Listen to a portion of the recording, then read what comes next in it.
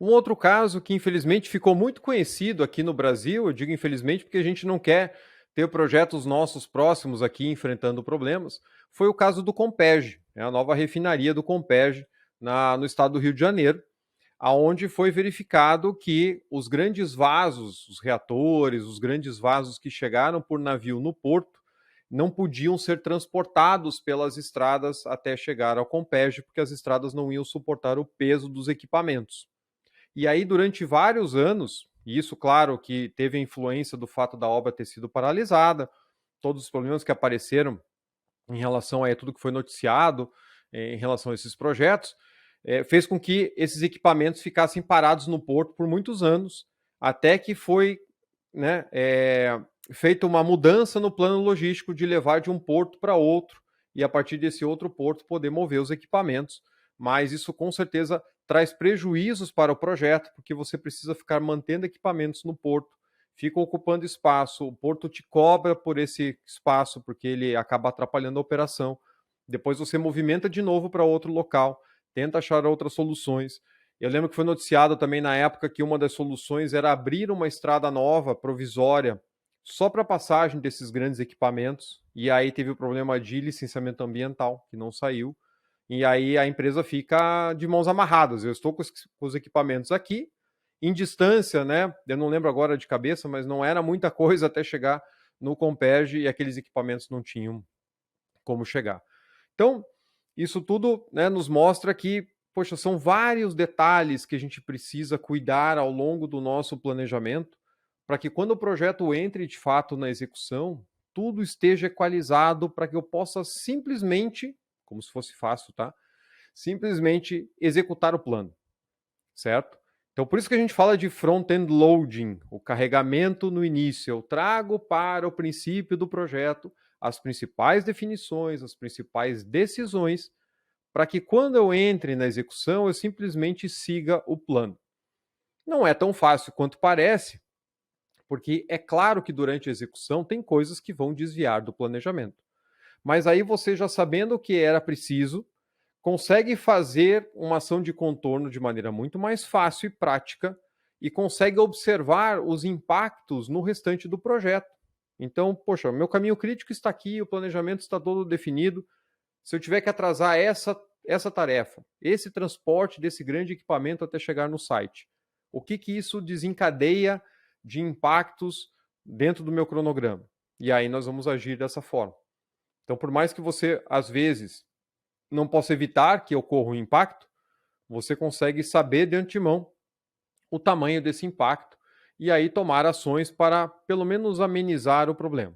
Ah, eu não vou conseguir mais recuperar o cronograma. Ok, mas agora eu sei exatamente quanto tempo vai atrasar, por quê e o que eventualmente eu consigo adiantar para dar uma contrabalanceada nesse problema que aconteceu. Muitos de vocês devem ter passado por isso quando estourou a pandemia. Quando a gente teve que paralisar as obras, mandar as equipes para casa, ninguém sabia o que ia acontecer, se os projetos seriam cancelados, se seria impossível construir por 3 meses, por um ano, era tudo muito desconhecido. Mas a partir da hora em que foram sendo criadas medidas de controle, medidas sanitárias em canteiro, mesmo com redução de equipes, você podia ir lá pegar o teu cronograma original, refletir esse impacto, as reduções de equipe, reduções de jornada, etc. E ver, poxa, se eu agora começar a atuar dessa forma, o projeto vai se desenrolar dessa maneira, vai atrasar em tanto tempo e eu consigo, né, assim entender melhor o cenário. Então, com certeza, todo mundo passou por um problema muito semelhante aí há muito pouco tempo. Bom, para não ficar só no caso do Compeg, eu vou contar aqui para vocês, vou trazer aqui para vocês um outro caso, que esse eu vi quando fui fazer uma avaliação de encerramento de um projeto. Era um projeto fora do Brasil, e eles estavam modernizando uma parte da planta.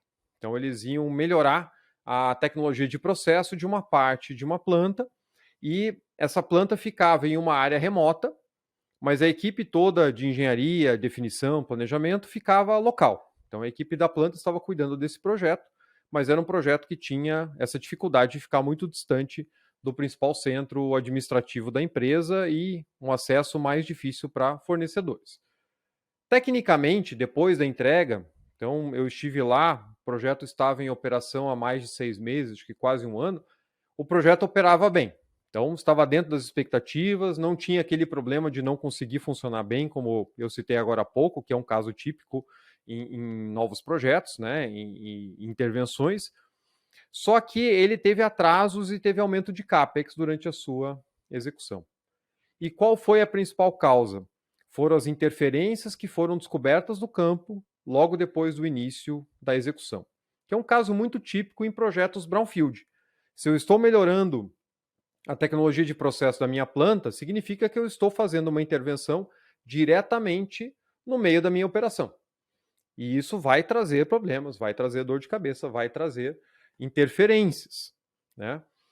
Então, a engenharia desse projeto foi feita num grande centro, então distante do local da planta, né, na capital do país, lá no caso, e foi, então, com os requisitos que a engenharia tinha passado de campo. Então, a engenharia passou os as-builts, passou as informações, etc. O pessoal fez alguns levantamentos, né, e desenvolveu a engenharia detalhada. E logo na primeira semana de execução mais pesada em campo, então, quando chegaram as equipes que iam de fato mexer nas intervenções mais pesadas, eles notaram que eles tinham interferências em tubulações aparentes e enterradas na área direta de intervenção.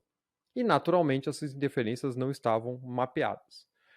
O pior é que assim, você encontrar interferência enterrada em projeto brownfield é quase que uma regra. Isso aparece em todo o plano de risco. Tem algumas investigações que às vezes você consegue fazer, até fazer algumas sondagens à trada, ou fazer alguma escavação, pega uma escavadeira, se você tiver acesso, entra lá, né, vai com cuidado, tenta investigar, mas tem casos onde você só vai conseguir acessar com equipamentos depois que você parar aquela unidade. Então, realmente é um caso que é bastante comum e é bastante difícil também de você planejar. Mas, nesse caso específico, as piores interferências, aquelas que mais causaram atrasos e problemas, eram as tubulações aéreas. Ou seja, elas estavam lá o tempo todo, estavam aparentes.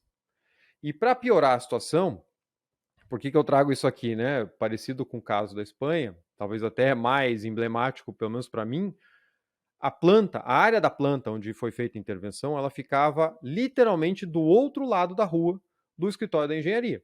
Então, quando eu estive lá, eu fazia as reuniões com a equipe de engenharia e você via pela janela, né, aquela unidade do outro lado da rua.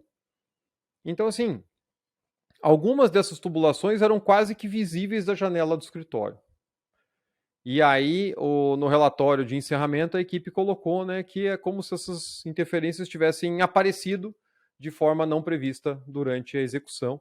Uma verdadeira surpresa que estava lá o tempo todo.